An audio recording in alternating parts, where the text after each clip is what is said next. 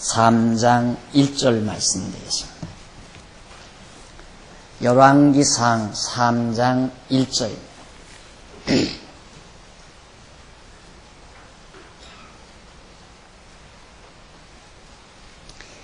솔로몬이 애굽왕 바로로 더불어 인연을 맺어 그 딸을 취하고 데려다가 다윗성에 두고 자기의 궁과 여호와의 전과 예루살렘 주위의 성이 피력되기를 기다리니라. 그때까지 여호와의 이름을 위하여 전을 아직 건축하지 아니하였으므로 백성들이 산당에서 제사하며 솔로몬이 여호와를 사랑하고 그 붙인 다윗의 법도를 행하되 오히려 산당에서 제사하며 분향하더라. 3절까지 봉독했습니다. 지난 시간 솔로몬의 번영에 앞서 반역자들이 모두 다 숙청되는 내용을 우리가 살펴봤습니다. 오늘은 이제 솔로몬이 다윗 뒤를 이어서 왕위에 즉위한 이후 모든 반역자들이 다 숙청이 되고 그 왕국이 번영하는 내용을 우리가 한번 살펴보도록 하겠습니다. 이 솔로몬 왕국의 번영의 의미는 어디에 있느냐면 하나님께서 분명히 다윗에게 내 이름이 모든 사람에게 알려지고 또 내 나라가 견고해지고 내 왕위가 나라가 형통하고 내 왕위가 견고하리라 하는 세 가지 언약을 다윗에게 하신 바 있습니다. 이 다윗의 언약 중에 바로 다윗 왕가가 견고하리라고 하는 두 번째 하나님의 언약, 이 언약이 이루어지기 위해서는 다윗의 아들 솔로몬이 나라를 세웠을 때, 왕위에 올랐을 때 그 왕국이 번영해야 하는 것만은 확실하죠. 그러니까 솔로몬 왕국이 번영하는 것이 오늘 우리에게 관심사가 되지는 이유는 바로 여호와 하나님께서 다윗에게 언약하신 대로 그 왕국을 정말 번영케 하신다는 이 놀라운 사실에 우리의 관심이 있는 겁니다. 대한민국이 번영하고 있다. IMF가 이제 IMF 졸업을 하고 대한민국이 번영한다 하는 것은 우리의 관심사일지 모르지만 지금으로부터 약 한 3,000년 전에 있었던 이스라엘의 번영이 오늘 우리와 무슨 관계가 있겠는가, 이렇게 속단할 수 있습니다. 하지만 오늘 우리가 이 주일 아침에 솔로몬 왕국의 번영의 내용을 살피는 것은 하나님 여호와가 살아계시다는 확증을 다시 한번 그 확증을 얻는 데 진정한 의미가 있고 또 하나님 살아계시다는 확증과 더불어 우리 마음속에 여호와 하나님 의지하는 믿음을 다시 한번 견고케 하는데 이 말씀에 진정한 의미가 있다고 생각합니다. 자, 그래서 정말로 솔로몬 왕국이 번영을 하는가? 지난 시간에 잠깐 제가 비쳤습니다마는 3장 1절로 3절에 보면 솔로몬이 애굽왕 바로와 인연을 맺어서 그 딸을 데려옵니다. 이것은 매우 아름답지 못한 일이죠. 우리가 얼른 살펴봐도 특히 하나님께서는 이스라엘 백성들을 모세를 통하여 애굽에서 이끌어내 오실 때 그때 당부한 말씀이 뭐냐면 너희는 애굽으로 돌아가지 말라. 절대 애굽으로 가서는 안 된다라는 그런 당부를 신신당부했습니다. 왜? 이스라엘 백성들이 조금이라도 괴로우면 가나안 땅에 가서 나라를 정복하고 땅을 정복하고 살려면 여러 가지 어려운 일이 있지 않겠어요? 이 어려운 일이 있게 되면 차라리 애굽으로 돌아가서 종노릇하고 살자 이렇게 생각하고 이스라엘 백성들이 돌아갈까 봐서 하나님께서는 철저히 애굽으로 절대 돌아가지 말라. 어떤 어려움이 있더라도 애굽으로 돌아가서는 안 된다라고 당부한 말이 있는데, 솔로몬은 애굽에서 애굽 왕의 딸 공주를 자기 아내로 맞아들이는 이런 엄청난 과오를 범하게 됩니다. 또 뿐만 아니라 시내산에서 모세에게 하나님께서 주신 율법 가운데 보면 너희는 절대로 가나안 땅 들어가 살 때 이방 여자를 아내로 맞아들이지 말라고 그랬어요. 이방 여인을 아내로 맞아들이게 되면 이방 사람들의 생활 풍습을 담게 되고 또 이방 여인에게 넘어가서 이방신을 섬기게 되니까, 그래서 절대 이방 여인을 아내로 삼지 말라고 모세를 통하여 가르쳐 줬는데도 솔로몬은 바로 그 모세의 율법을 범하면서까지 애굽에서 왕의 딸을 데려다가 아내로 삼게 된 겁니다. 물론 그 삼게 된 배경은 지난 주일날 제가 잠깐 말씀드린 대로 나라가 평온하니까, 평온하면 하나님이 이 나라를 지켜줘서 이 나라가 이렇게 평온하구나 하고 든든하게 믿음으로 살면 얼마나 좋겠습니까? 여호와 하나님만 의지하고. 그런데 평온해도 불안한 거예요. 왜 불안한가? 인간이라는 게 얼마나 나약한가 하면 평안하잖아요. 사업도 잘 돼요. 자녀들도 다 원하는 대학에 가고 직장도 잘 잡고 건강해요. 부부 생활도 어려움이 없어요. 가정이 다 평온해요. 참 평안하고 좋은데 왜 그 평안함이 깨어지는가? 이러다가 갑자기 어려움이 부딪혀오면 어떡하나. 이런 어리석은 생각을 인간은 누구나 하게 돼요. 그러니까 어려움이 오면 어려움이 오는 대로 마음에 평안함이 없고 불안함이 있고요. 평안해도 불안해요. 왜? 이 평안함이 깨어질까 봐서. 그러듯이 솔로몬도 나라가 평온하면 전능하신 여호와 하나님이 이 나라를 지켜줘서 이 나라가 이렇게 평온하다 생각을 하고 마음의 평강을 가지고 누리며 살면 얼마나 좋겠습니까? 그러나 그 평안함을 오래오래 유지하고자 하는 인간의 수단과 방법을 동원하게 되는 거죠. 자, 이 평안함을 깨어지지 않기 위해서는 내가 이렇게 하면 좀 더 이 평안함이 오래 갈 수 있을 거라고 하는 어리석은 생각을 하게 돼요. 그러니까 지금 솔로몬 왕국의 평강이 와진 것은, 모든 반역자들이 숙청되고 나라가 평온하게 된 것은 여호와 하나님께서 언약대로 지금 솔로몬 왕국을 평온케 하신 거란 말입니다. 그러니까 여호와 하나님만 믿고 의지하고 살면 되는 거예요. 그런데 솔로몬은 여호와 하나님을 의지하는 데다가 플러스 인간의 자기 생각을 가미하는 겁니다. 자기의 노력을 가미한다. 자기의 수단 방법을. 그게 바로 뭐냐면 인근에서 가장 강대한 애굽이라는 나라와 사돈 관계를 맺든가, 또 그 나라의 공주를 데려다가 자기 아내로 삼게 되면 그 나라가 자기를 보호해 주지 않겠나. 이런 아주 그럴듯한 것 같지만은 신앙적인 입장에서 볼 때는 아주 약삭빠른 생각이에요. 옛말에 소설에 그런 말이 있죠. 참새가 방아코에 치인다고. 참새가 얇지만은 방아코에 치인다, 그 말이거든요. 인간의 약삭빠른 생각이 절대 통하지 않는 것이 하나님 앞에서의 삶입니다. 그러니까 어떻게 보면 하나님 앞에서의 삶은 우직스러운 데가 있어요. 겉으로 보면 아주 남들이 볼 때 참 우직스럽다라고 할 정도로 꾀가 없고 잔꾀를 부리지 아니하는 삶이 되진다. 솔로몬은 잔꾀를 부린 거예요, 지금. 자, 애굽의 왕 딸을 자기 아내로 삼아들이면 그 강대한 애굽이라는 나라가 우리나라를 지켜줄 거 아닌가. 인근의 에돔이나 인근의 모압이나 등등 이런 나라들이 자기를 괴롭힐 때에 애굽이라는 나라가 한번 큰 기침만 해주고도 움츠리고 들어가 버릴 것 아니겠나.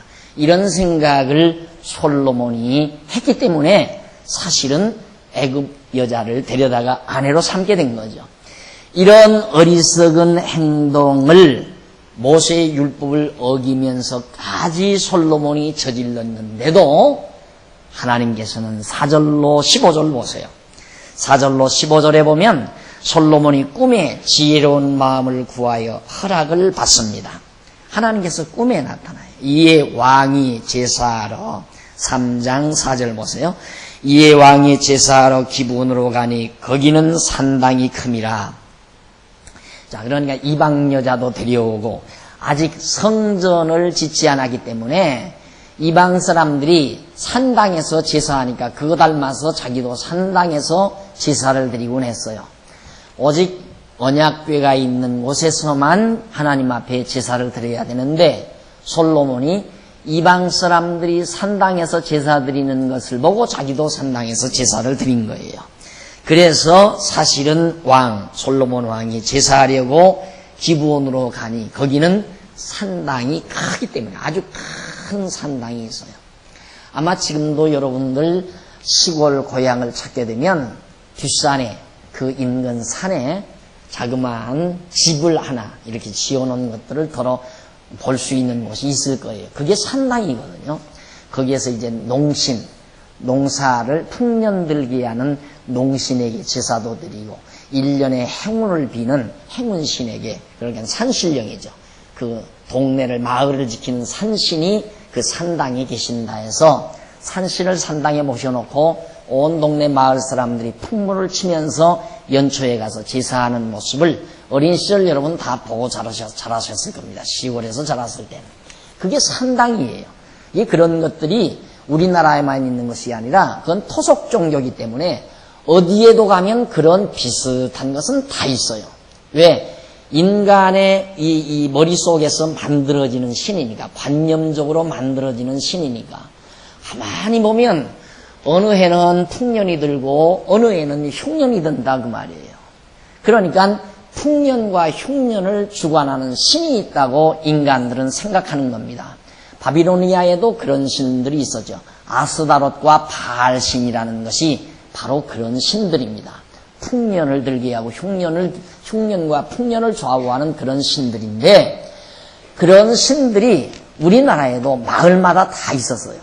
그래서 이제 농사 연초에 되면은 이제 연초 정초에 되면은 금년에도 태풍이 들게 해달라고 집집마다 다니면서 정말 풍물을 치면서 고사도 지내고, 막판에 가서 이제 산당에 올라가서 마을을 지키는 산신에게 우리 온 동네에 평온함을 주고 풍년 들게 해달라고 제사를 드리죠.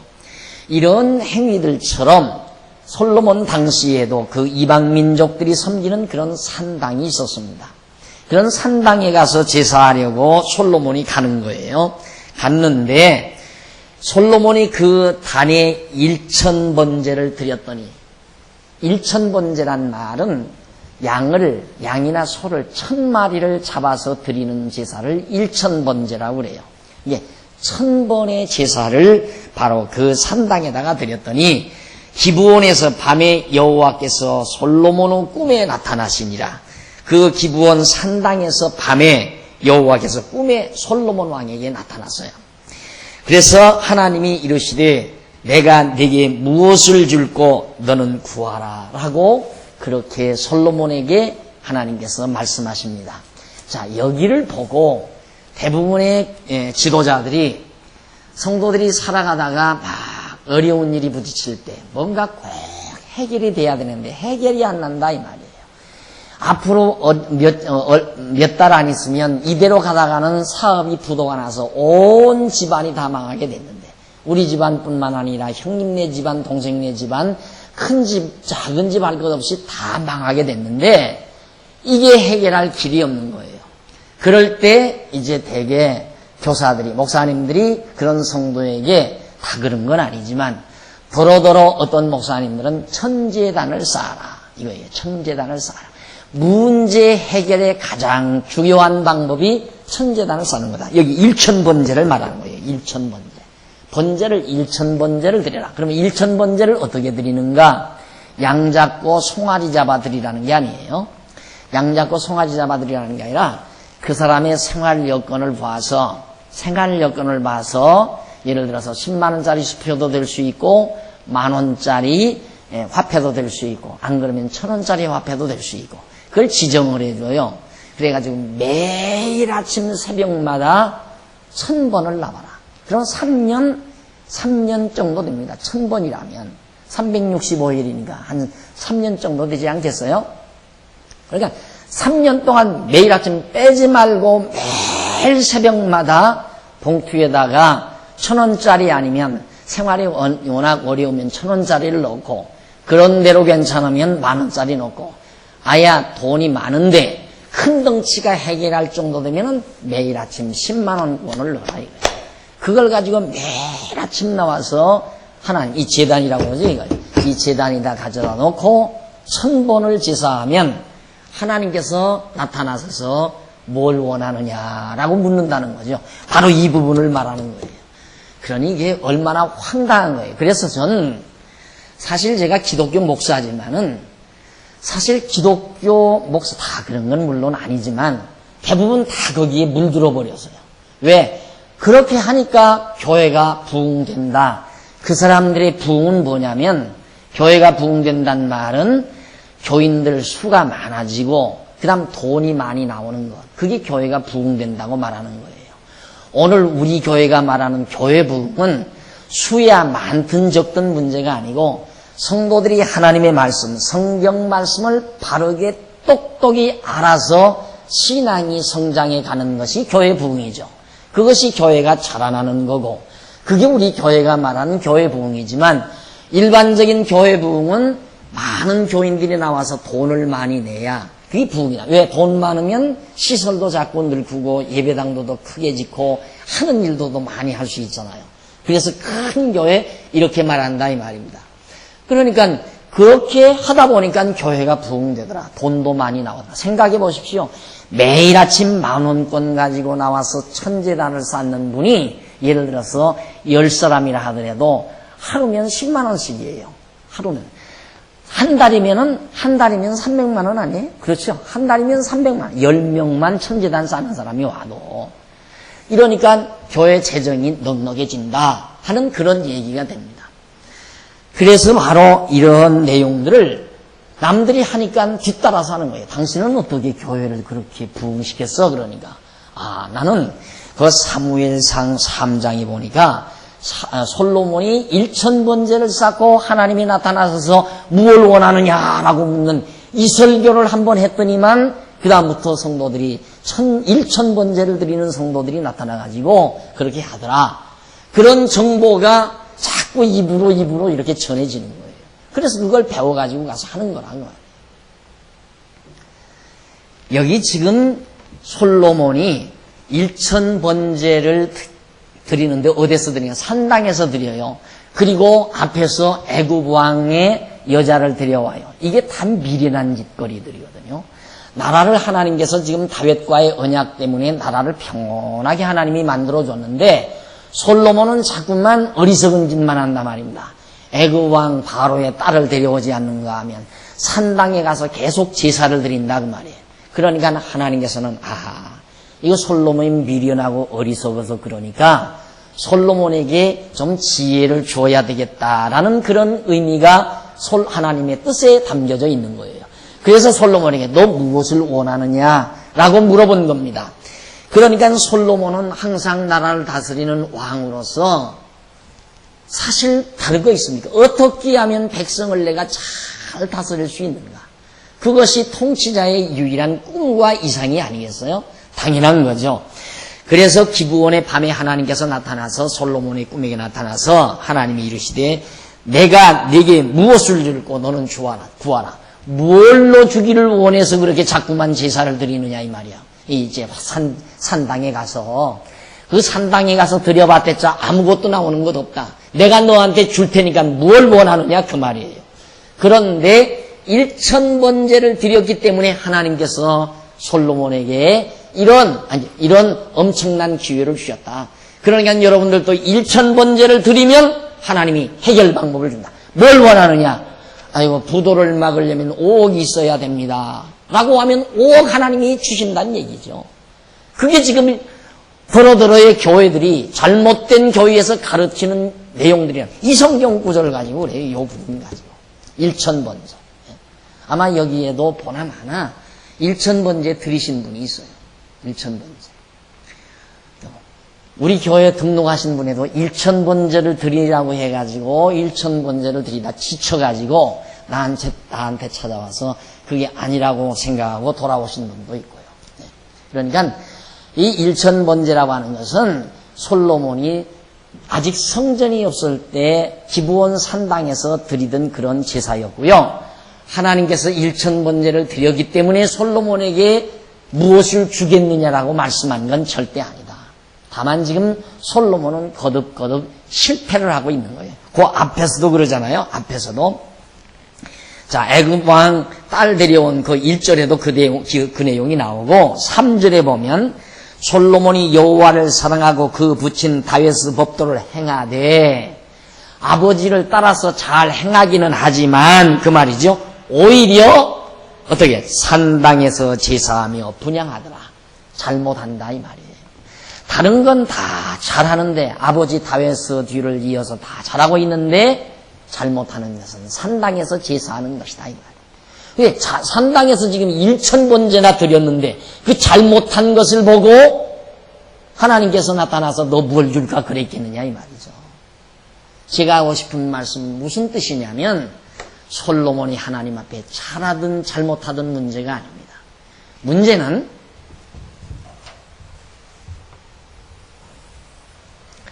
앞서 이 다윗 왕에게 3가지 언약을 했다고 그랬죠. 이 언약 가운데 나라를 견고케 한다면 견고케. 이게 언약된 거예요. 이게.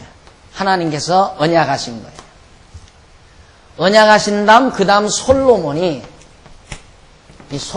이제 뒤를 이어서 다윗의 뒤를 이어서 왕이 됐는데 이때 솔로몬이 지금 실수를 하는 거거든요. 실수. 예? 애굽 왕의 딸을 데려오는가 하면 산당에서 제사를 드리는 이런 실수를 범하고 있다 이 말이죠. 그러면 하나님께서 다윗 왕에게 앞서 40년 전에 아버지 이 솔로몬보다 앞서 솔로몬의 아버지 다윗 왕에게 다윗 왕국 그 나라가 견고케 될 것을 하나님이 언약을 하셨는데 그의 다윗의 아들 솔로몬이 좀 실수를 했다고 한다 하더라도 실수를 했다 하더라도 이 실수 때문에 하나님께서 맺으신 언약이 변하는가? 그게 안 변한다. 그 하나님의 언약이 변함이 없다 그 말이에요. 그러니까 1000번제를 드렸기 때문에 하나님께서 내가 네게 무엇을 줄고 했다는 건 실수했기 때문에 하나님께서 이렇게 했다는 얘기나 똑같아요. 하나님께서 뭘 줄까 이렇게 말했다는 말과 똑같다 이 말이에요. 1000번제는 잘못 드린 거예요. 산당에서. 그런데 자꾸만 교사들이 많은 특히 부흥사들이 그 짓을 잘해요. 부흥사들이. 이 부흥사 있는 교회는 조심해야 돼요. 부흥사들이 제대로 신학적으로 정립이 안 된 상태에서 솔로몬이 1000번제를 드리니까 하나님께서 나타나서 내가 너에게 뭘 줄꼬 그런다. 그러니까 정말 교회라고 사람이라고 하는 건 어려운 입장에 딱 처하게 되면요 하라는 대로 하게 돼 있어요. 물에 빠진 사람 곧 죽어가지고 지푸라기라도 붙든다 이 말이에요. 그러니까 세상살이가 얼마나 각박합니까? 한시도 마음 놓을 수가 없거든요. 어디다 투자해놓고도 이것이 잘 될 건가 안 될 건가, 은행에다 돈을 넣어놓고도 은행이 망할 것인가 안 망할 것인가, 언제나 불안하죠. 아빠가 직장을 다녀도 직장에서 이거 떨려나지는 않을까 불안하기도 하고요. 언제 병들지도 모르고 조금만 머리가 띠해도 이거 무슨 큰 병이나 걸리지 않았나, 이런 온갖 스트레스 또 온갖 근심과 걱정과 염려를 가지고 사는 게 인간인데, 그런 사람들에게 바로 이런 해결 방법, 오늘 우리에게 온갖 문제의 해결 방법은 1000번제를 드리는 것이다 하니까 옛부터 그건 통속적으로 많은 사람들이 그렇게 생각하잖아요. 옛 우리 어른들이 아들들 과거급제하러 가면 엄마는 저 뒤에 장독 뒤에다가 냉수 떠놓고 쌀종재기 갖다 놓고 그냥 거기다가 매일같이 빈다 이 말이에요. 내 아들 과거급제 해달라고. 그게 우리 민족, 우리 인간, 우리 민족만이 아니라 모든 인간들이 가지고 있는 기본적인 통속적인 그런 종교심이에요. 이게 무속심이죠, 무속심. 그런 무속심리를 그대로 기독교 안에다가 그대로 끌어들이는 거예요. 정성만 들이면 하나님이 해결해 준다 이거거든요. 그러니까 일천번지하니까 그 불땅에도 가보면요, 그 이제 가을철 공기 바람 쐬기 위해서 불땅에 들려보면은 거기다가 천일기도회, 백일기도회 그게 나와요. 천일기도회, 백일기도회. 그걸 기독교에서 그대로 따왔어요. 백일기도회, 천일기도회. 보통 자녀들 이제 대학 입학 시험 때쯤 되면은 백일기도회를 하죠. 백일기도회는 새벽마다 맞죠? 백일기도. 석 달이죠. 그러니까 석 달 남짓. 이게 새벽마다 어머니들이, 특히 어머니, 아버지 두 분 다 나오면 더 좋고요. 자녀 대학 합격, 수능고시에 정말 좋은 성적 나오도록 기도하자 이거예요. 백일기도예요. 그래서 그 무렵 되면은 교회마다 새벽기도가 팍팍 찹니다. 그래서 그런 교회가 부흥 안 된 교회가 없어요. 우리 한국교회 부흥된 교회는 새벽기도 하는 교회는 부흥이 되게 돼 있어요. 근데 우리 교회는 새벽기도 세자도 없으니까. 안 그래? 그래서 한때 2단, 3단 하지 않았어요? 2단, 3단. 새벽기도가 있는 나라는 우리나라밖에는 없어요. 기독교가 새벽기도 있는 나라는 우리나라밖에는. 아무 나라에도 새벽기도라는 게 없어요. 그런데 새벽기도가 왜 통했는가? 무속심을 그대로 도입하니까. 그러니까 그런 사람들은 성경 공부 오래 할 것도 없고 깊이 할 것도 없어요. 그냥 새벽에 나와서 정성 들이면 하나님이 모든 일이 잘 되게 한다 이 말이죠. 그럼 보십시다. 이게 얼마나 잘 먹혀 들어가는가. 새벽마다 잘 하나님 앞에 나와서 백일 기도를 하든가 천일 기도를 하든가 평생도록 새벽 기도만 잘하면 하나님이 모든 일을 형통하게 잘해준다. 하루에 첫 시간을 하나님 앞에 바치니까 하나님께서 얼마나 우리에게 잘해주겠나. 이 말을 세뇌를 시키는 거예요. 계속 성도들에게. 세뇌시켜 놓으면 성도들은 세뇌를 당하죠. 그런데 갑이라는 사람, 을이라는 사람이 똑같이 새벽 기도를 해요. 새벽 기도를 하는데 이 사람도 새벽 기도를 100일을 하고 이 사람도 100일을 했어요. 그런데 이 사람은 100일을 하고 사업이 이 빵가게가 잘 된다 이 말이에요. 아주 번창을 해요. 그런데 이 집은 빵가게가 안 돼요. 자꾸만 망한다 이 말이야. 잘 안 돼요. 부실해요. 그러면 우리가 생각할 때 얼른 계산적으로 하면 야, 이 사람은 100일 기도를 해서 빵가게가 잘 되니까 열심으로 계속해서 새벽 기도를 하겠지만 이 사람은 똑같이 100일 기도했는데 안 됐는데 하겠나? 이렇게 생각할 거겠죠? 그런데 일단 세뇌가 되면 그렇게 생각하는 게 아니에요. 이것이 심리학에서 나오는 말이에요. 절대 안 그래요. 안 돼요. 똑같이 100일 기도를 했는데 사업이 안 되는 거예요. 안 되면 아하, 내가 지난번 11조 낼 때 500원 그거 마저 안 냈더니만 그것 때문에 그러는구나. 안 그러면 7년 전에 11조 때 먹은 거 그것 때문에 안 그러는구나. 그래서 자꾸 그걸 다 갚는 거예요. 더 열심으로. 안 그러면 이 갑이라는 사람은 새벽기도 나보다 5분 먼저 나갔더라. 가보니까 내가 정성이 부족해서 그런 거예요. 더 일찍 나가는 거예요. 더. 그러니까 이 사람은 100일 기도에서 빵가게가 잘 되니까 잘하고 교회를 잘 나가고 또 충성도 잘하고 이 사람은 안 되니까 내 정성이 부족해서 그런다고 생각하고 계속 더 열심히 하고 그러니까 이 사람도 잘하고 이 사람도 잘하게 됩니다. 그게 심리적인 인간의 심리를 고도로 이용하는 그게 새벽기도 잘하는 교회치고 부흥 안 되는 교회는 있는가 한번 보시라고요. 근데 그게 정상인가? 그건 기독교 정상적인 기독교가 아니에요. 정상적인 기독교는 진리를 파악하는 일에서부터 출발을 해요. 진리가 무엇인가? 곧 하나님의 말씀이 진리가 무엇인가? 여기서부터 출발돼야 된다 이 말이죠. 그래서 교회라고 하는 것은 진리의 기둥과 터예요. 진리는 대학에 있는 것이 아니라 진리는 캠퍼스 안에 있는 것이 아니라 진리라고 하는 것은 교회 안에 있는 것이다 그 말이에요. 이게 원래 교회예요. 교회는 진리를 지키는 것이지 교회가 무속처럼 어떤 정성 들여서 복받고 인간의 종교심이나 만족하는 그런 종교가 아니다. 그런데 그걸 그대로 도입한다. 오늘 우리는 솔로몬이 천제단을 1000번제를 드리는 산당에서 드리는 이것이 매우 잘못된 일이었지만은 하나님께서는 그것과 무관하게 내가 네게 무엇을 줄고 네게 무엇을 줄고 너는 내게 구하라.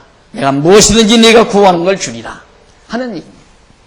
이유는 아까 말했죠. 아버지 다윗에게 언약한 이 언약 때문에 이 아무런 조건 없이 언약한 거거든요. 그 나라가 경고케 될 것을 아무런 조건 없이 언약을 했는데 솔로몬이 실수 좀 했다고 해서 그 나라가 견고한 나라가 무너져 버린다면 하나님은 거짓말쟁이죠. 언약이 진실성이 없다 이 말이에요. 진실성이. 그러니까 하나님께서는 한 번 언약하시면 설령 그 아들 솔로몬이 실수한다 할지라도 관계없이 아무런 관계없이 하나님의 언약은 이루어진다 이 말이죠. 그 언약을 이루어주기 위해서 솔로몬아 내가 네게 무엇을 주기를 원하냐 무엇을 그렇게 얻으려고 신당에 가서 산당에 가서 그렇게 1000번제나 그렇게 드리고 있느냐 그 말이에요. 내가 줄 거니까 나한테 말을 해라. 자, 그런데 솔로몬이 가로되 그렇게 말하니까 6절 솔로몬이 가로되 주의 종 내 아비 다윗이 성실과 공의와 정직한 마음으로 주와 함께 주의 앞에서 행함으로 주께서 저에게 큰 은혜를 베푸셨고 여기 나와요. 솔로몬이 가로되 주의 종 내 아비 다윗왕 자기 아버지 다윗왕이 성실과 공의와 정직한 마음으로 주와 함께 주의 앞에서 행함으로 주께서 저희에게 큰 은혜를 베푸셨고 주께서 또 저를 위하여 이 큰 은혜를 예비하시고 오늘날과 같이 저희 위에 앉을 아들을 저에게 주셨나이다. 저희 위에 앉을 아들을 주셨나이다. 그러니까 솔로몬을 하나님께서 다윗에게 그 은총을 베푸시고 그 나라를 경고케 해서 그 뒤를 이어 왕위에 앉을 아들을 하나님이 주셨습니다. 그 말이죠. 나의 하나님 여호와여 주께서 종으로 종의 아비 다윗을 대신하여 왕이 되게 하셨사오나 다윗을 대신해서 자기로 왕이 되게 했지만 내가 미련합니다. 그 말이에요. 옳고 그런 것도 제대로 분별을 못하고 어리석은 짓만 하고 애굽 왕의 딸이나 들여오면 나라가 잘 될 것만 같은 그런 미련한 생각이나 하고 있고 그러니 하나님이요 그 말이죠. 쉽게 말하면 저희에게 주신 나의 하나님 여호와여 주께서 종으로 종의 아비 다윗을 대신하여 왕이 되게 하셨사오나 종은 작은 아이라 아직 철딱서니가 없습니다. 철부지합니다. 출입할 줄을 알지 못하고 왕으로서 두르고 나가야 될 이런 것들을 잘 알지 못하고 8절 주의 빼신 백성 가운데 있나이다. 주의 빼신 백성 가운데 있나이다. 백성 가운데서 다름없이 백성들이나 별 차이 없이 내가 행동을 합니다. 이 말 쉽게 말하면 내가 이렇게 어리석습니다. 저희는 큰 백성이라 수요가 많아서 셀 수도 없고 기록할 수도 없사오니 이스라엘 백성이 얼마나 숫자가 많은지 모릅니다. 엄청 수가 많은데 내가 이 백성들을 어떻게 다 다스립니까? 그 말이죠. 9절 누가 주의 이 많은 백성을 재판할 수 있사오리까? 하나하나 옳고 그런 걸 재판을 해서 잘 다스려야 주는데 누가 이걸 다 재판을 합니까? 지혜로운 마음을 종에게 주사 주의 백성을 재판하여 선악을 분별하게 하옵소서. 나에게 지혜를 달라고 솔로몬이 구했습니다. 그러니까 내가 지금 계속 실수만 합니다. 어리석어서 철부지 없어서. 그러니 백성의 수는 많고 아버지 대신 나를 왕의 자리에 앉혔지만 백성이나 별 차이가 없습니다. 내가. 그러니 어떻게 이 백성을 이 숫자 많은 백성을 어떻게 다 다스립니까? 나에게 지혜를 줘서 백성들로 하여금 옳고 선하고 악한 것을 분별하여 바르게 지도할 수 있게 해주십시오 하고 지혜를 구합니다. 지혜로운 마음을 종에게 주사 주의 백성을 재판하여 선악을 분별하게 하옵소서. 10절 솔로몬이 이것을 구하며 그 말씀이 주의 마음에 맞는지라. 솔로몬이 그 지혜를 구할 때 그게 하나님의 마음에 딱 마음에 들었어요. 이 성경에 보면 소원을 주사 구하게 하신다고 그랬어요. 소원을 주사 구하게 한다. 그러니까 하나님께서 솔로몬에게 지혜 구할 소원을 주고 그걸 구할 때 하나님이 마음이 합해서 마음이 딱 합당해서 지혜를 주는 거죠. 11절 이에 하나님이 저에게 이르시되 네가 이것을 구하도다. 자기를 위하여 수도 오래 사는 것도 구하지 않고 솔로몬이 자기 자신을 위해서 장수도 구하지 아니하며 돈 많은 것도 구하지 아니하며 자기의 원수의 생명 대적들 주변 대적들 다 멸망시켜 주십시오.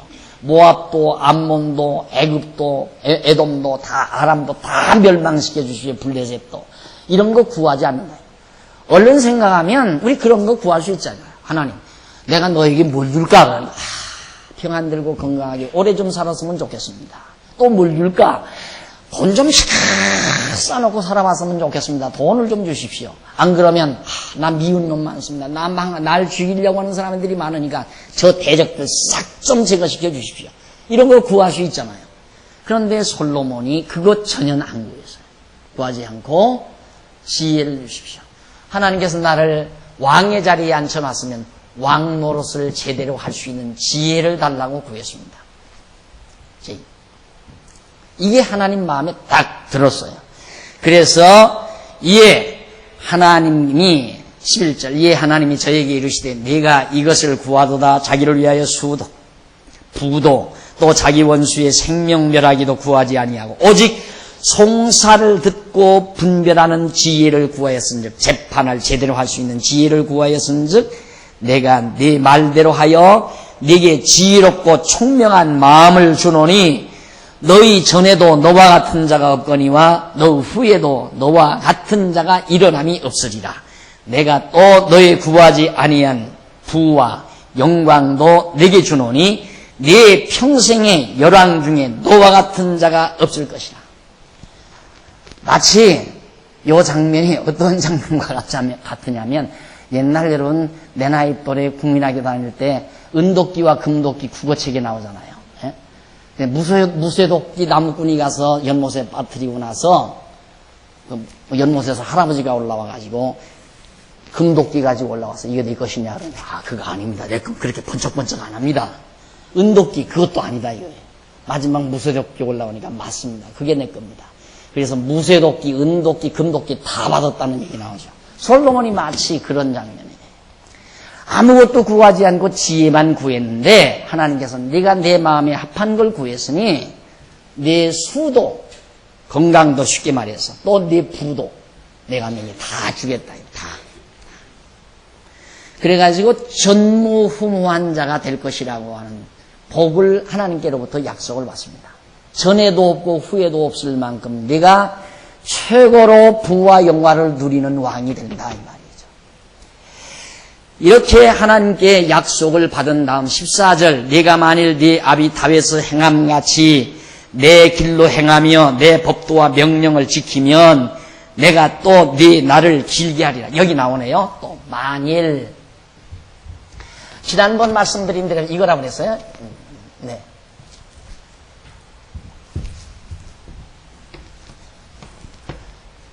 임이란 말인데 이걸 만일이라고 번역을 해서 이 책에서 보라 그 말이에요. 보라. 만일이라고 번역하지 말고 보라. 만일이라고 번역해놓고는 뒤에 가서 가정법으로 그렇게 하면 솔로몬 내가 이렇게 하면 내가 이렇게 해주겠다 그런 얘기라 이 말이에요. 그렇다면 여기도 마찬가지죠. 다윗에게 언약을 했지만은 솔로몬이 이렇게 실수하면 절대 나라 견고하게 안 해주겠다 이렇게 돼야 되잖아요. 그게 아니라 그 말이에요. 그러니까 이건 번역을 잘못한 것이다. 만일이란 말이 아니라 보라. 다시 보십시다. 다시 몇 절? 네, 14절. 네가 보라. 너는 보라. 네 아비 다윗의 행함같이 내 길로 행하며 법도와 명령을 지킬 것이면이 아니라 지킬 것이므로 내가 또 네 날을 길게 하리라. 이렇게 번역이 돼야 재번역이 되는 거예요. 그런데 자꾸만 이런 가정법이 아닌데도 가정법으로 만일 그렇게 하면 네가 견고해지고 만일 그렇게 하지 아니하면 네가 견고치 못하리라.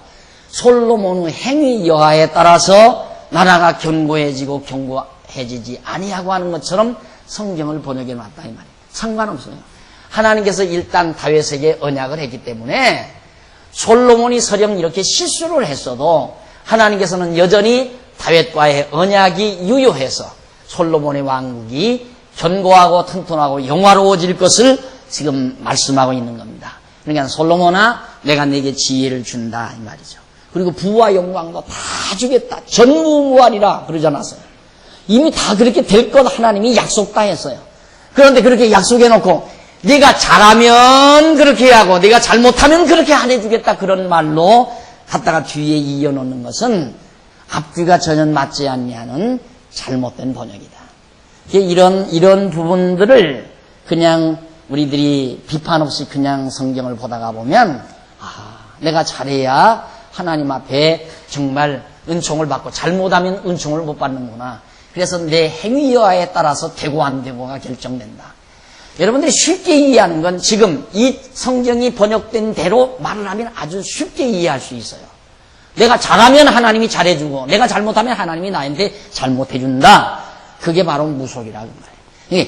1000번제를 드리면 하나님이 복 빌어준다. 이 말이 쉽게 사람들에게 받아들여진다 이 말이에요. 그게 얼마나 쉬워요. 얼마나. 그러니까 그만큼 쉽기 때문에 내가 어저께도 신문 보고 놀랬어요.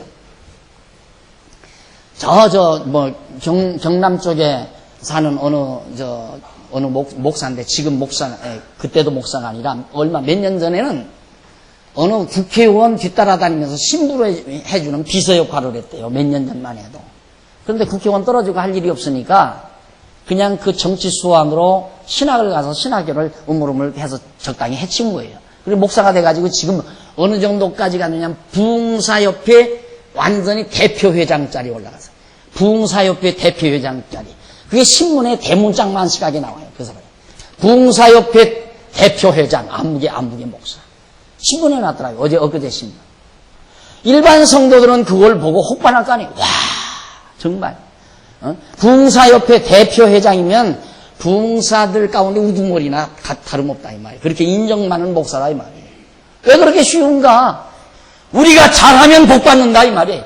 1000번제 드리면 하나님께서 응답하신다 이렇게 가르치니까 쉽지 않느냐 이 말이죠. 누가 그걸 골치 아프게 생각할 필요 없어요. 그러나 박 목사는 왜 그렇게 골치 아프게 자꾸만 가르쳐요? 여러분 지금 히브리어도 모르는데 왜 히브리어까지 이렇게 써가면서 왜 아는 척 하려고요? 지식 자랑하려고요? 안 그래요. 확인시켜드리려고. 아니다라는 것 확인시켜드리려고. 속지 말려고. 그러니까 대부분의 많은 사람들이 알고 있는 것을 뒤집어 놓으려니까 힘들지요. 뒤집어 놓으려니까. 뒤집히면 얼른 뒤집히는가.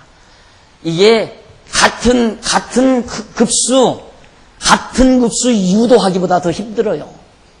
같은 급수 유도하기. 뒤집어야 점수가 나오잖아요. 확 뒤집어 놔야. 그런데 안 죽으라고 안 뒤집어지잖아요. 그보다 더 힘들다니까. 보편적으로 생각하고 있는 모든 성도님들의 생각을 확 뒤집어 놔야 되겠는데, 죽어도 안 뒤집혀거든. 쏟고 있으면서도 안 뒤집혀요. 그게 쏟는다고 얘기를 해요. 그래서 힘이 들어요. 그래서 솔직히 장안중앙교회 부흥이 되니 안 되니 해도 저로서는 굉장히 부흥이 잘 된다고 생각하거든요. 목회자 입장에서는. 왜? 하루아침에 되는 게 아닙니다. 생각을 일단 바꿔야 되고 생각 바꾸면서 성경이 그런가 확인을 해야 되고 그러면서 일일이 정리가 돼야 되니까 아하 그게 아니로구나. 그래서 여기도 말해요. 여러분 지금 바로 앞에서 확인됐잖아요. 솔로몬이 실수했는데도 하나님께서는 솔로몬에게 지금 지혜를 주어요. 그리고 네가 전무후무하게 전에도 없고 후에도 없을 만큼 영화와 부를 시간 누리게 된다. 약속을 하나님이 해버려요.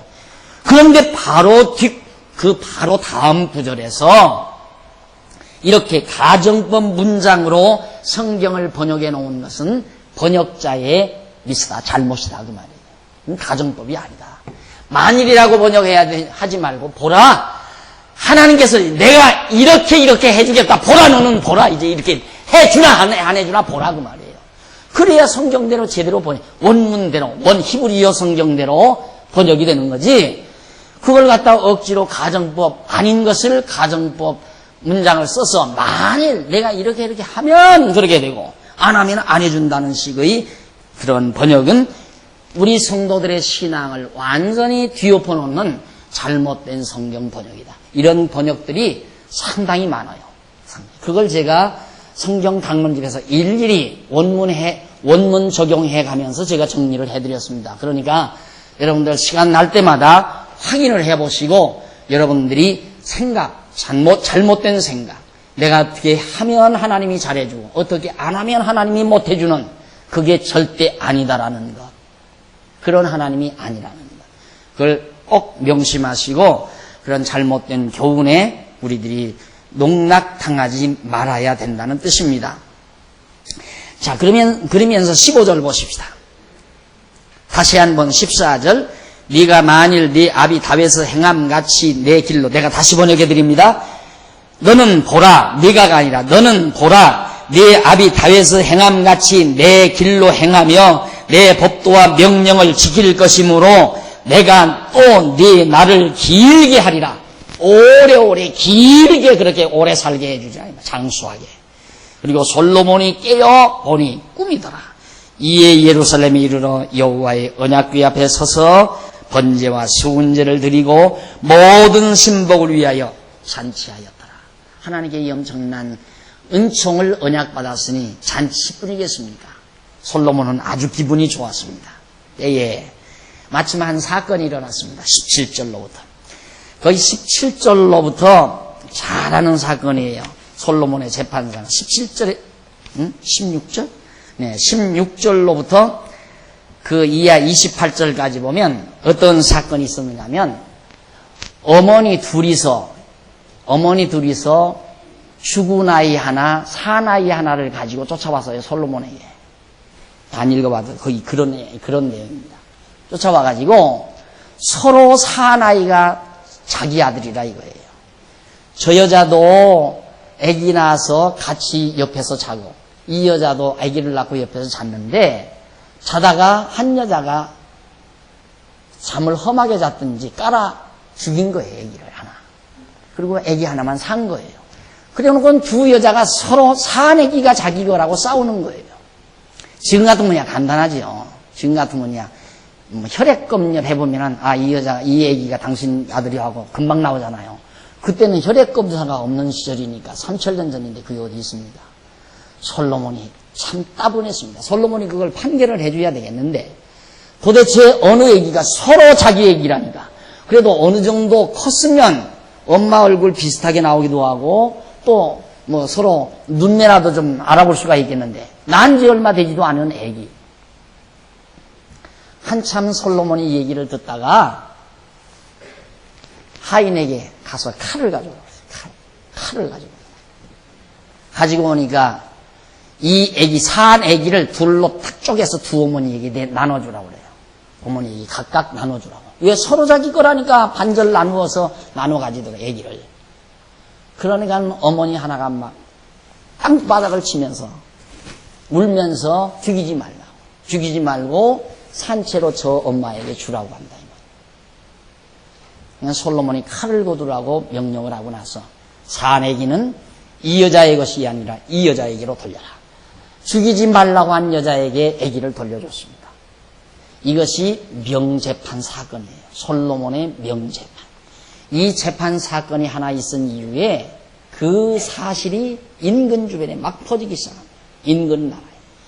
그래서 솔로몬은 지혜로운 왕으로, 하나님께 지혜를 얻은 거거든요. 그런 걸 지혜라고 그래요. 그건 배워가지고 안 되잖아요. 지혜가 나와야죠. 그 지혜가 터져야지. 근데 그 지혜로 결국 솔로몬은 명성이 높아지기 시작했어요.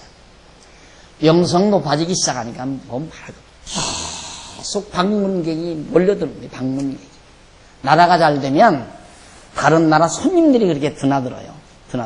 올 때 그냥 오는 게 아니거든요. 다 보따리 싸가지고 오죠. 이게 가만히 앉아서. 외교하러 쫓아다니면 벌써 힘이 약하다는 증거고, 가만히 앉았으면 보따리 싸가지고 와서 이거 이렇게 해드릴 테니까 이렇게 해주십시오. 이러러 오는 사람들이야 말이야. 다 그런 사람들. 그것만 봐도 아는데 솔로몬 때 얼마나 많은 사람들이 드나들었는지 몰라요. 그렇게 해서 아버지 때에도 나라가 부강했지만은 하나님께서 부를 준다는 약속대로 나라가 점점 더 부강해집니다. 재물이 많아져요. 그런 사건이 마지막 절까지 나와요. 22절 한번 보십시다. 다른 계집은 이르되 아니라 산 것은 내 아들이요 죽은 것은 내 아들이라 하고, 이 계집은 이르되 아니라 죽은 것이 내 아들이요 산 것이 내 아들이라. 죽은 것은 네 아들이고 산 것은 네 아들이라. 이렇게 서로 싸워요. 그러니까 23절 왕이 가로되 이는 말하기를 산 것은 내 아들이요 죽은 것은 네 아들이라 하고, 저는 말하기를 아니라. 서로 이렇게 엇갈려 말하니 가로되 칼을 내게로 가져오라. 24절에 나오죠. 자, 25절 왕이 이르되 산 아들을 둘에 나누어 반은 이에게 주고 반은 저에게 주라. 그 산 아들의 어미 되는 계집이 그 아들을 위하여 마음이 불붙는 것 같아서 왕께 아뢰어 가로되 청컨대 내 주여 산 아들을 저에게 주시고 아무쪼록 죽이지 마옵소서. 하되 한 계집은 말하기를 내 것도 되게 말고 내 것도 되게 말고 나누게 하라. 이것이 인간의 심리예요. 나 망했으니까 너도 망해라 이거예요. 어떻게 내 아들만 죽느냐? 네 아들도 죽어야지. 그래, 이게 인간이 얼마나 고약스러운 존재인가. 그걸 잘 이용하면 이렇게 되는 거예요. 그래서 그걸 그렇게 이용하는, 이게 이제 사기성이죠, 쉽게 말해. 인간의 심리를 이렇게 잘 이용하는 게 사기성이에요. 그러니까 모르면 쏘는 거예요. 모르면. 그냥 쏘가 넘어가는 거예요. 정말 가장 사악한 삶이 바로 이런 삶이에요. 인간의 심리를 이용해 먹고 사는, 인간을 이용해 먹고 사는 인간들. 근데 인간은 뭐 틀림없이 이용당하거든요. 그렇게 하게 되면. 그러니까 여러분들 백화점에 가서 돌아다니다가 물건 좀 값비싼 거, 이거 얼마예요? 그러니까 150만 원. 이렇게 비싸요? 뭐가 이렇게 비싸요? 맞아요. 아주머니는 그거 못 입어요. 이래 버리면 10김에 사잖아. 나라고 왜 이거 못 입어? 그게 심리 이용하는 거거든요. 그래서 외제 물건 갖다가 팔아먹을 때 전부 심리. 예? 이 강남 쪽에 사는 주책 없는 양반들의 심리를 이용해서 그렇게 막 10배, 20배씩 받아서 팔아가지고 돈 벌었다고 그러잖아요. 예?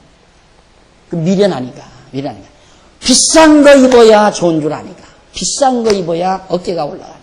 그런 인간의 심리가 있단 말입니다. 그러니까 5,000원짜리 5,000원으로 팔면 안 돼. 50만 원 붙여놓으면 잘 팔린다. 쉽게 말해. 5만 원, 5,000원짜리도 5만 원 붙여놓으면 잘 팔린다. 5,000원짜리를 7,000원으로 붙여놓으면 안 팔리고. 왜? 시시하다고 생각하니까. 그게 인간 심리 이용하는 거거든요, 전부가. 이 상업도 인간 심리 이용하는 거, 전부. 공장 생산, 냉장고 생산하는 것도 그거 아니에요. 처음부터 디자인이 좋은 거 다 있어요. 왜? 선진국에서 쓰는 좋은 디자인이 싹 있어요. 쌈박한 거. 그렇지만 처음부터 좋은 디자인으로 안 만들잖아요. 조금 어딘가 촌스럽게 만들어 놔요. 그래가지고 한 3년 팔아먹고는 거기만 싹 바꿔가지고 내놓으면, 야, 저거 옆집 아줌마가 저거 들여오네. 신모델 들여오네. 열나니까 3년도 안 쓴 냉장고 내던져버리고 다시 또 사온다 이거예요. 그거 하기 위해서 계속 모델 바꾸잖아요. 계속해서. 우리는 그거에 놀아나고 있는 거예요. 그게 다 이 세상 사는 어리석은 자들의 삶 방법이지만은 하나님께서는 여전히 정말 당신의 계획대로 뜻대로 정하신 대로 섭리하며 주관하시기 때문에 그걸 믿고 살아가니까 우직스러운 거죠. 야, 정말 저 집사 되게 우직스럽네. 나 같으면 저렇게 안 한다. 이렇게 하고 이렇게 하면 살림이 대짝 늘어날 텐데 저 아파트 이렇게 하면 팔고 저렇게 뒤집어버리면 아파트가 두 채가 딱 될 건데 이런 잔재주를 자꾸만 쓰는데 예수 믿는 사람 보니까 우직스럽게 그냥 한 집에 살면 그냥 아파트 한 채면 그냥 죽으나 사나 2년이고 5년이고 6년이고 그냥 살아져 있는 거야. 그냥 미련하게. 남들이 보면 미련하죠. 예.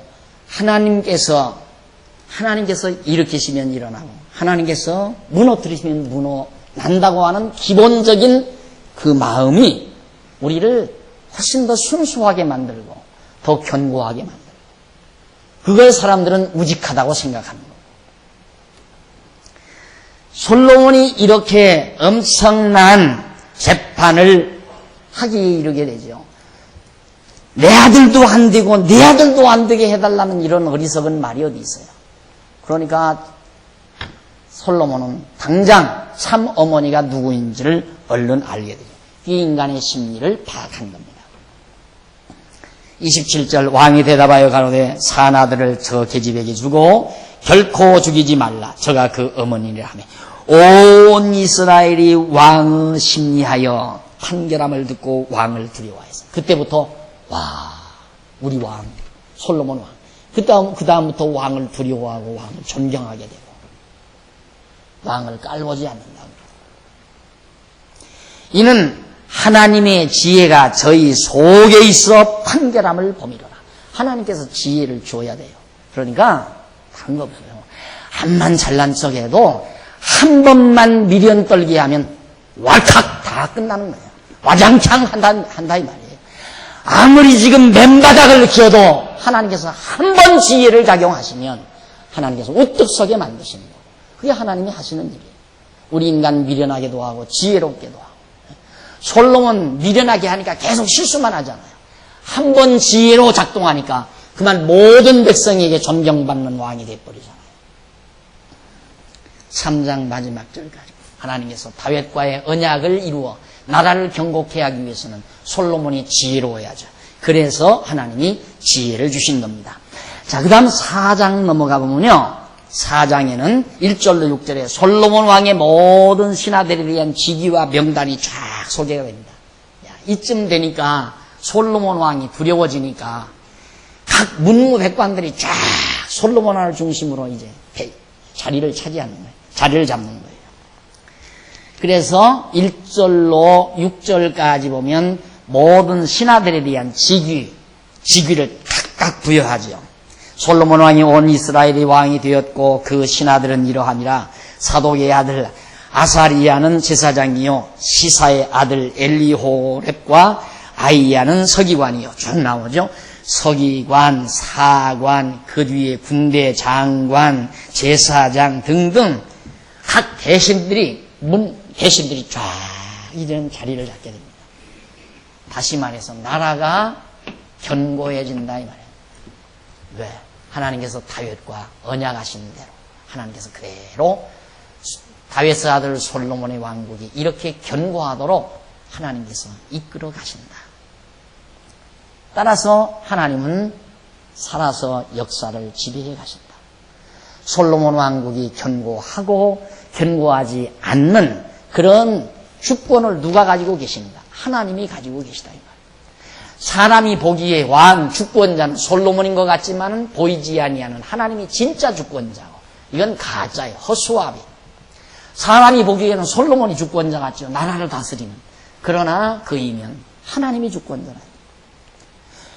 여러분들이 보시기에는 장안중앙교회 다스리는 것이 장안중앙교회 당회원들이 장안중앙교회를 다스린 것 같지만 당회가 장안중앙교회를 다스려가는 것이 아니라 배후에 하나님이 교회를 다스려간다고. 그 증거가 뭔가? 우리 당회가 지금까지 장안중앙교회 당회가 한 번도 이 예배당을 하나 지어야 된다는 것 가지고 날 새면서 기도해본 적 한 번 없어요. 나도 목회하면서 하나님 아버지 예배당이 하나 있어야 되겠습니다. 주여 주시옵소서 하고 한 번도 여러분들이 들은 사람이 증인이에요. 한 번도 그 기도 들어본 적이 없을 거예요. 해본 적도 없고. 근데 우리 당회가 그렇게 고심하거나 힘들어하거나 애쓴 적도 없는데 세울 때 되니까 세워지지 않느냐 이 말이죠. 보편적인 생각은 우리 당회처럼 이렇게 편안해가지고 언제 교회를 지어요? 머리를 짜야죠. 머리를 짜서 조금 집도 잡히고 싼 은행이자도 얻어가지고 그 다음 어디 쌈박 부동산 올라갈 김이 있는 곳에 물건을 하나 예를 들어서 한 2억짜리 사놨다가 그것이 한 5억으로 튀면 팔아가지고 또 저쪽 가서 또 보태가지고 한 10억짜리 사서 놨다가 고개 튀어가지고 한 20억 받아가 남긴 다음에 그 다음 교회를 짓든가 해야지. 그런 사람 많아요. 그렇게 했던 사람. 다 그렇게 해서 질려다가 펑펑 다 쓰러진 거예요. 여러분, 우리 대치동에 있을 때 호앞에 할렐루야 교회 있잖아요. 우리 거기 있을 때 다른 교회가 그걸 사가지고 왔어요. 부도 나가지고 목사님은 감옥에 가 있고, 거기 장로 그 집사들은 집 다 잡혀가지고 완전히 집 다 날아가게 돼 있고. 꼴 좋잖아요. 그 사람들 머리 잘 썼어요. 기가 막히게 썼죠. 그러나 IMF 한번 몰아붙이니까 하루아침, 나 지금 그거 망해서 기분 좋아하는 얘기가 아니에요. 여러분 기분 좋아라고 하는, 난 망했다면 왜 그렇게 기분이 좋죠?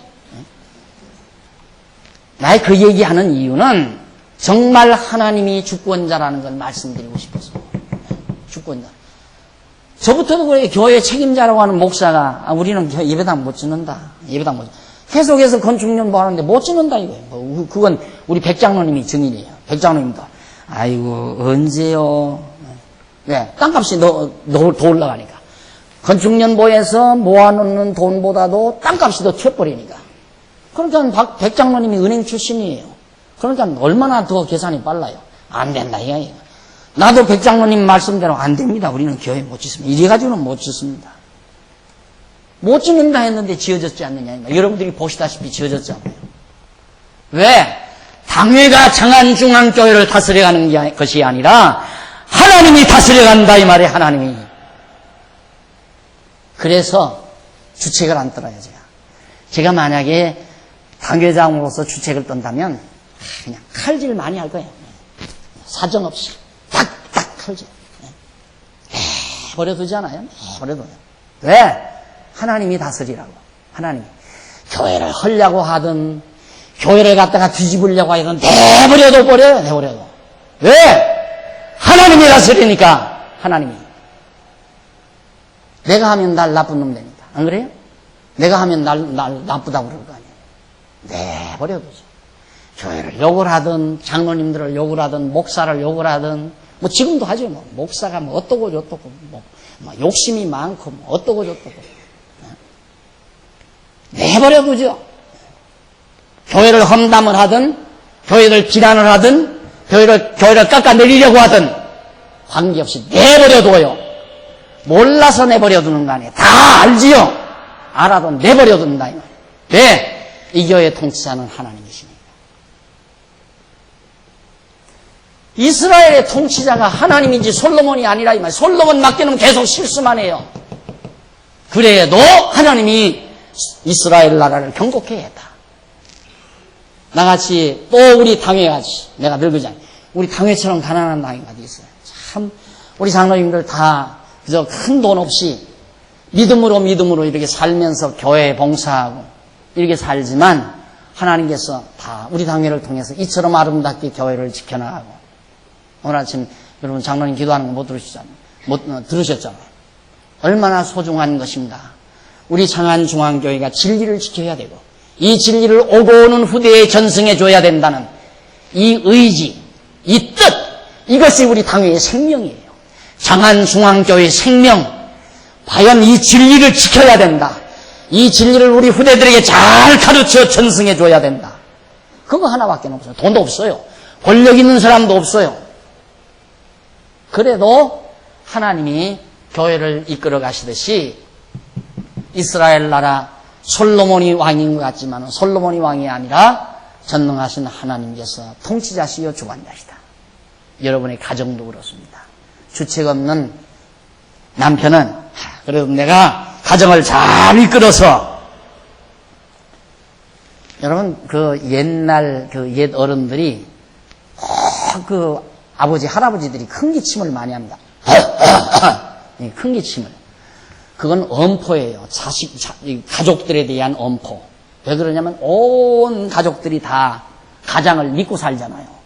옛날 지금도 더러 그러지만 가장만 믿고 가장이 남자가 그 가정에서 한번 시청해버리면 온 가정이 다 와르르 무너져 버립니다.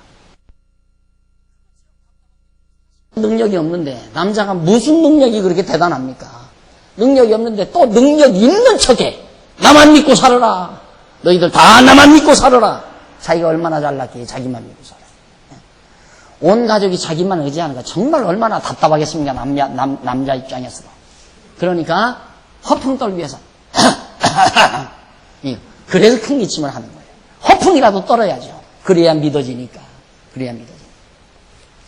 하나님께서 의지하게 해야 돼요. 솔로몬 실수만 하던 솔로몬을 하나님께서 지혜를 주니까 온 백성들이 솔로몬을 그냥 다 솔로몬을 두려워하고 따르게 됐대. 그래서 모든 장관들이, 대신들이 자리를 잡아서 나라가 견고하게 세워져 간다. 하나님이 살아계셔서. 하나님이 살아계셔서 솔로몬 왕국을 지켜주시고 이끌어 가신다.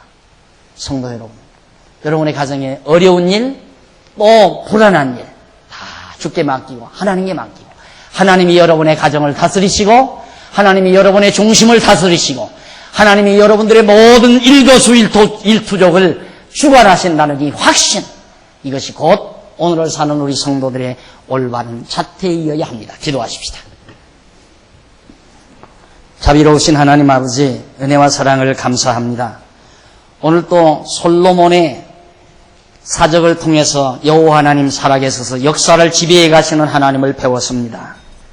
내가 다 하는 것 같지만은 우리가 하는 일이란 실수하는 것뿐이요, 하나님께서 하셔야 일어나기도 하고 하나님께서 하셔야 흥하기도 하고 하나님께서 일으켜 주셔야 견고하게 되는 것을 다시 한번 배웠습니다. 오늘 살아계신 여호와 하나님을 우리 의지하고 마음의 평안을 얻게 해 주시옵소서. 모든 욕심과 근심과 걱정도 저버리고 오직 하나님만 의지하고 마음의 평강을 누리는 슬기로운 종들이 되게 해 주시옵소서. 예수님 이름으로 기도드립니다. 아멘.